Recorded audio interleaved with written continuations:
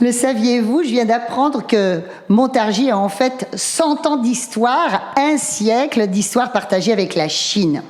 Et aujourd'hui, eh bien, nous nous retrouvons ici, au musée de la Chine, en plein cœur de Montargis, en compagnie de Pei Wen, qui est la présidente de l'association Amitié Chine-Montargis.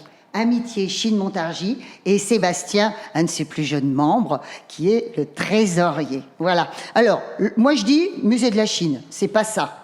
Non. C'est Musée historique de l'amitié franco-chinoise. Alors voilà, alors c'est une toute petite devanture, mais en fait c'est un musée très profond, extrêmement riche, c'est sur 3 étages en fait, qui est vraiment très très soigné, très très léché. Il date de quand ce musée, Pei Wen? Depuis 6 ans, de 2016, mois d'avril, enfin c'est mois d'août, inauguration ici. Et comment est-ce qu'il a été élaboré?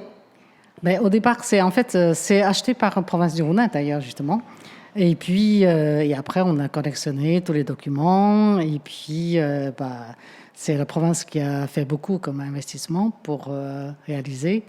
Et puis Montagoise, sont participés aussi. Nous, l'association Amitié franco-chinoise qui a beaucoup investi avec nos volontés, notre volontaire. Est-ce que vous attendiez ce musée depuis longtemps? Donc, est-ce qu'en amont, il y avait déjà quantité de documents qui avaient été mis de côté?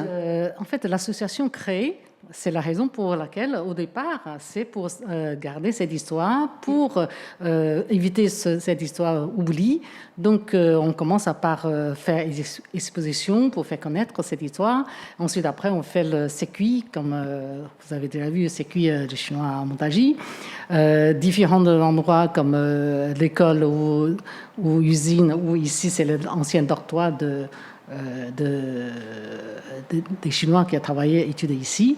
Et ensuite, après, on a fait aussi, à la fin, faire venir des descendants, des gens qui viennent, et finalement, des gens, tout le monde a dit, oui, il faut avoir un musée. Alors, c'est notre but pour faire le musée. Pei Wen, donc, ce que vous me dites, c'est que cet endroit n'est pas un endroit arbitraire, c'est un endroit historique. Vous connaissez cette histoire par cœur. Je vais me tourner vers Sébastien pour voir s'il la connaît bien. Alors, l'histoire des Chinois à Montargis, c'est quoi? Alors, l'histoire des Chinois à Montargis, en fait, c'est Li Chizhen qui arrive en 1902 et il n'a pas envie de rester sur Paris. Et donc, il vient à Montargis pour étudier le monde agricole. Beaucoup de Chinois sont venus en France, en Europe, pour s'inspirer du fonctionnement et pour pouvoir le rapporter chez eux.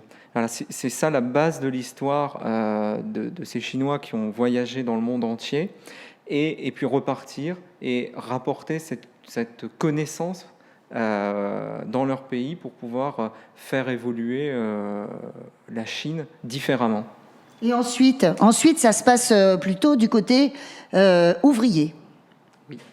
Alors, l'idée, c'est encore Li Chizhen qui la lance, puisque il va finalement retourner à la Garenne-Colombes. Donc, je vous passe les étapes pour vous inviter à venir découvrir ce qu'il a fait à Montargis, où il l'a fait, pourquoi et comment. Mais il va aller à la Garenne-Colombes, ouvrir une usine de soja et il va inviter des compatriotes chinois à venir. Et c'est dans cet esprit qu'il lance le mouvement Travail-Études, que l'on appellera plus tard mouvement Travail-Études, puisqu'il va permettre à ses compatriotes de travailler et en échange, il va leur offrir un enseignement. Voilà. Pei Wen, vous êtes d'accord avec ça? Alors on continue. Ça, c'était donc les années 1900. Comment ça va se passer après? 1920. Et après, ce sont des étudiants chinois qui étaient venus. Et il y a une partie, à l'époque, c'est l'école des garçons et l'école des filles. L'école des garçons qui est actuellement, c'est la mairie de Montargis. Et l'école des filles, c'est l'école de Chinchon actuellement. Et la directrice de l'école de Chinchon, c'est la mère de René Dumont. Donc René Dumont avec Madame Dumont qui est logée dans l'école. Et c'est là qu'ils ont aussi un échange avec les Chinoises, parce que c'est l'école de filles. Et acheter du riz, chercher du riz. Et René Dumont, qui a eu un visage pour envisager de faire comme agronome. Donc évidemment, il est issu de la famille dans l'agriculture, tout ça. Et finalement, quelques années après, des Chinoises sont retournées en Chine. 1947-48, il y a retourné encore une autre femme chinoise qui était issue d'ici, retrouvée avec René Dumont, en disant que tiens, que vous faites agronome, mais il faut aller en Chine pour voir la campagne de la Chine. Donc du coup, René Dumont, qui est allé en Chine 7 fois, et écrit 4 grands ouvrages sur la Chine actuellement. Alors, Pei Wen, je vous arrête parce que vous parlez beaucoup de René Dumont. On va en parler de René Dumont parce qu'il est au cœur. On n'est pas là par hasard, on pourrait venir n'importe quand. Mais en l'occurrence, il y a vraiment une date qui est importante. C'est samedi 2 juillet, donc c'est demain, hein, pour ainsi dire. Samedi 2 juillet, il y a une grande journée de rencontre d'amitié franco-chinoise qui se passera à la salle des fêtes de Montargis. Et au cœur du programme, qui est un programme festif avec de la musique, avec des conférences, etc., on va parler justement de René Dumont, cet agronome écologiste qui était ami des Chinois. C'est bien ça. Néanmoins, excuse-moi, mais il y a quand même des grands noms chinois qui sont venus à Montargis. Oui. Je vais y arriver. Je vais les avoir. Et notamment Deng Xiaoping, Merci. qui est arrivé à Montargis, a travaillé à Hutchinson, voilà. Et puis il aimait se promener en Montargis en vélo, manger le croissant frais. C'est toute une histoire, c'est toute une salle à découvrir ici dans ce musée. Voilà. Voilà, c'est ça.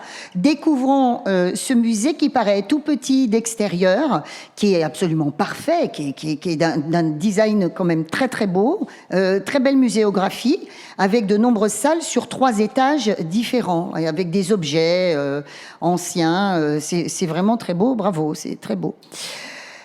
Maintenant, on va peut-être arriver donc à notre rencontre franco-chinoise qui va se passer à la salle de Montargis. Alors, ça existe depuis combien de temps, ces rencontres? C'est nouveau ou est-ce que vous faites ça tous les ans? Ça, c'est la 2e édition. L'année dernière, on l'a fait. Parce que 100 ans d'anniversaire, parce que l'année dernière, c'était 100 ans création, si on peut dire, création Parti communiste chinois, issu d'ici, parce que, en fait, le nom de Parti communiste chinois, il était ici, dans le jardin d'Urzy, la Réunion. Et ensuite, cette année, comme c'est 100 ans de jeunesse, donc du coup, à ce moment, on fait deux éditions avec. Mais cette année, surtout, on est basé sur la Chine verte. Issu avec le René Dumont qu'on a parlé, et puis aussi la Chine, il y a beaucoup de Chinois, en fait il y a beaucoup de Chinoises et Chinois qui étaient venus à Montargis, retournent en Chine, créer Chine Nouvelle. Donc Chine Nouvelle, maintenant on va regarder comme des jeunes Chinois de Chine Nouvelle, quelles sont les réactions par rapport à la Chine verte, parce que c'est le futur pour le monde. Alors là ça m'intrigue, parce que pour moi la Chine c'est pas vert, hein. Mais je me trompe? Dis-moi, Sébastien. Alors, oui et non. On dit que la Chine, c'est le plus gros pollueur du monde, mais il faut savoir aussi que si la Chine bouge, et c'est ce qu'elle fait aujourd'hui, c'est 1 milliard de personnes qu'elle emporte avec elle, et donc c'est des conséquences qui vont être décuplées. Et c'est ce que nous explique Nathalie Bastianelli, qui sera présente pour animer une conférence. Elle nous explique ce que fait le gouvernement chinois, ce que font des Chinois, chacun dans leur fonction particulière, pour améliorer la biodiversité, pour améliorer le développement durable. Et c'est très intéressant parce que c'est aussi des choses que nous, on peut appliquer ici, et c'est aussi des choses qui s'appliquent déjà au travers d'associations montargoises qui font de l'écologie une thématique dans leur développement. Alors, Nathalie Bastanelli, elle travaille là-bas, c'est ça? Non. Elle développe des choses là-bas. Ah, j'ai cru lire ça, hein, je te dis. Elle est une entrepreneure sociale et conférencière, créatrice d'un pont culturel mondial sur la thématique du développement durable. Et elle a, il y a 2 filiales. Voilà, elle a créé en Chine le forum We Belong to Change, dédié aux innovations durables et une consommation consciente. L'objet de ce forum, c'est de permettre à des Chinois et des personnalités du monde entier de se rencontrer autour d'une thématique, le développement durable. Voilà. Donc c'est un pont, c'est un peu comme le symbole de l'association, un pont entre 2 cultures. Eh bien, c'est ce que fait Nathalie Bastianelli, et c'est ce qui nous a beaucoup plu avec Pei Wen, et c'est pour ça que nous avons souhaité monter ce projet, ces rencontres d'amitié franco-chinoise autour de ce thème, et autour d'une conférence animée par Nathalie Bastianelli. Alors évidemment, pour digérer un petit peu les conférences, il y a aussi il y a de la musique. Oui, parce qu'en fait, on aura presque 200 Chinois qui vont venir à partir de 4 ans jusqu'à 13 ans. Il y a des adultes aussi. Donc, Ils viennent d'où? Il y a de Paris, il y a de partout, dans la province de France, en fait. Parce qu'en fait, actuellement, il n'y a pas des Chinois qui sortent de Chine. C'est avec le Covid, tout ça. Donc, actuellement, c'est des Chinois qui travaillent à Paris ou des étudiants, tout ça.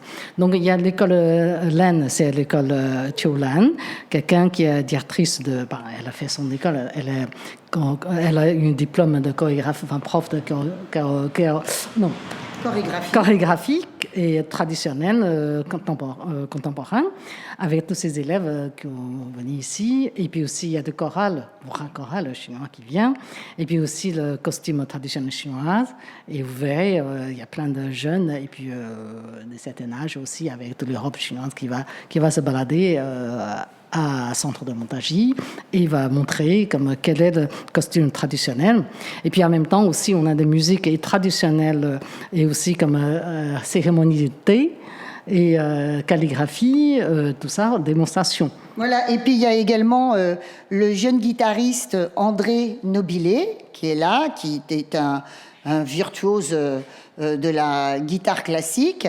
Et puis face à lui, il y a également donc un musicien jeune aussi qui, lui, est chinois. C'est ça? Li Xihong. Lui, c'est quelqu'un qui travaille à UNESCO.